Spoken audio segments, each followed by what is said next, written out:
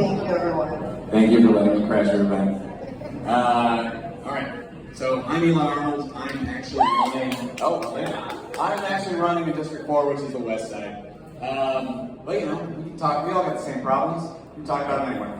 So I live in Selwood. Husband, father of 4, veteran, and I'm currently a bike cop working downtown. And I think the difference between medicine and poison is dose, right? And we have messed up dose on so many of our issues that we deal with. So let's look at homelessness, right? We've been operating out as a place of ideology, but things look very different when you get up close. And I spend much of my time up close with all of these issues. That's what drove me into this, specifically homelessness. If my 19-year-old son was homeless tomorrow, and he was downtown sleeping on the sidewalk, right? And let me draw a line here. There's a difference between people who are ready and able to receive help, that single mother who's got financial problems, help her, get her off the street, and people who are not ready and able to receive help, right? So if my son tomorrow is down there on the sidewalk sleeping in the rain because he's got a fentanyl addiction, I would never say, I'm gonna let you stay there until you're ready.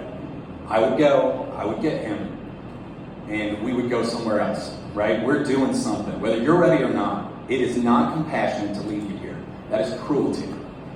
The same goes for mental health. If my 21-year-old starts expressing schizophrenia symptoms tomorrow, if she is unmedicated, she can't care for herself, if she's wandering around the street downtown, I would never say, you know what, that's your choice.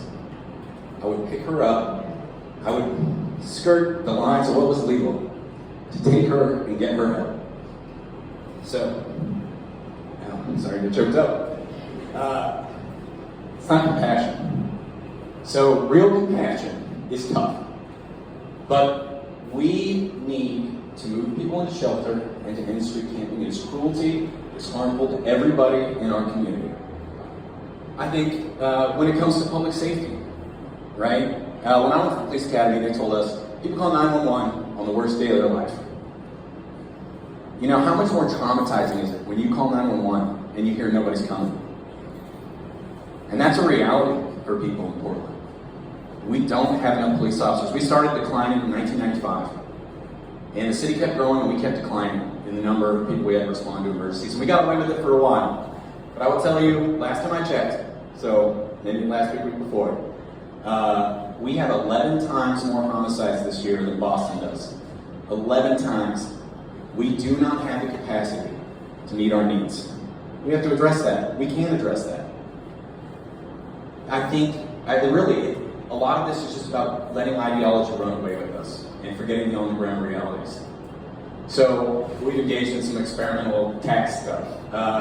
We've been doing a lot of interesting things, but the writing is on the wall that we've made some mistakes here.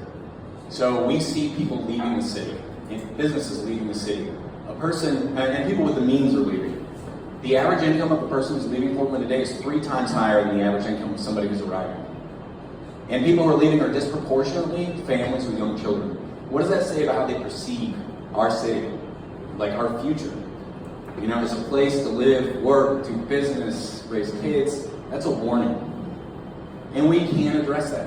And you know what? Call this a silver lining, I guess, but I think we have been so hands-off.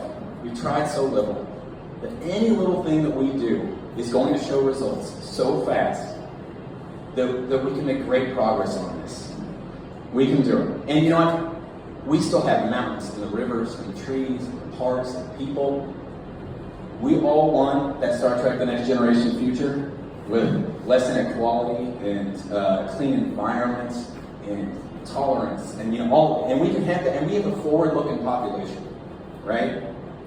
We just got to lay the foundation that lets us do all these amazing things. And I want to talk to you about all those great things that we can do once we knock out these basics. But we have to start there.